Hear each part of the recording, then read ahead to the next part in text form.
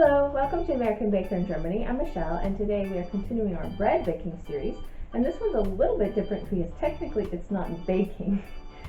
This is to make homemade tortillas, which are baked on the stove. So let's get started. I should probably say these are not Mexican but rather American. We need 1/4 cup or 60 milliliters of oil, 1/4 cup or 60 milliliters of milk. I'm using oat milk today. 1/4 cup or 60 milliliters of water. 1 teaspoon salt. 2 3/4 cup to 3 cups of 350 to 375 grams of flour. Add milk, water, oil, and salt, plus a bit of flour to a mixing bowl. Mix until there are no lumps.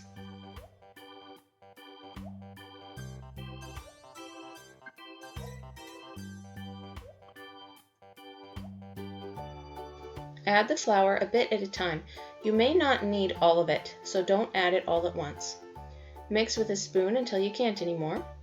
Knead the dough to incorporate the rest of the flour until the dough is smooth but not sticky.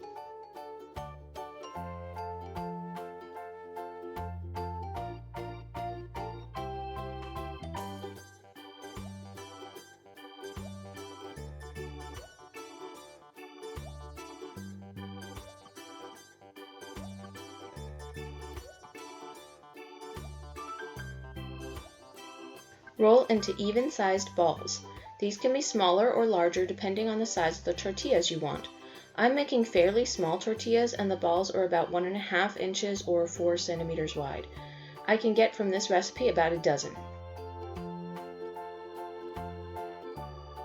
Take each ball, flatten it on a nonstick mat or a lightly floured surface, and roll it out very thin. You should be able to slightly see through the dough.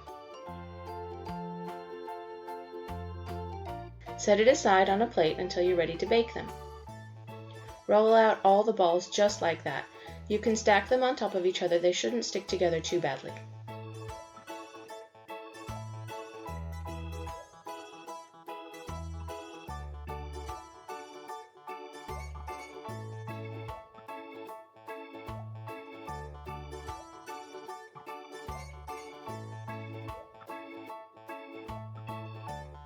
Bake the tortillas on medium heat in an ungreased frying pan for about 30 seconds on each side. If they brown too quickly, turn down the heat slightly. Do not add any oil or fat. This is what makes it more baking than frying. The spots look darker than they are on the camera. These are actually perfect.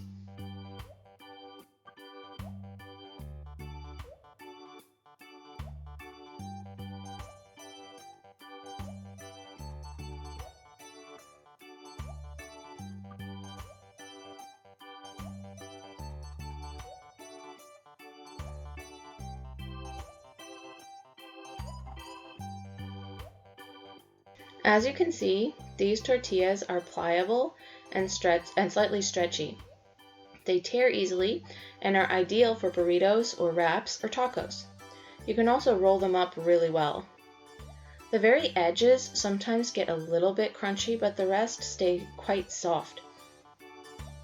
If you want them to stay soft for any length of time, I recommend wrapping them in an airtight plastic wrap. They also freeze well, but if left out for more than half a day, they will become hard and crunchy. I hope you enjoyed the recipe today. If you make them yourself, tag me on Instagram. I would love to see your work. For more recipes and tutorials, visit our website at americanbakeringermany.com. We're also on Facebook. Subscribe for more recipes.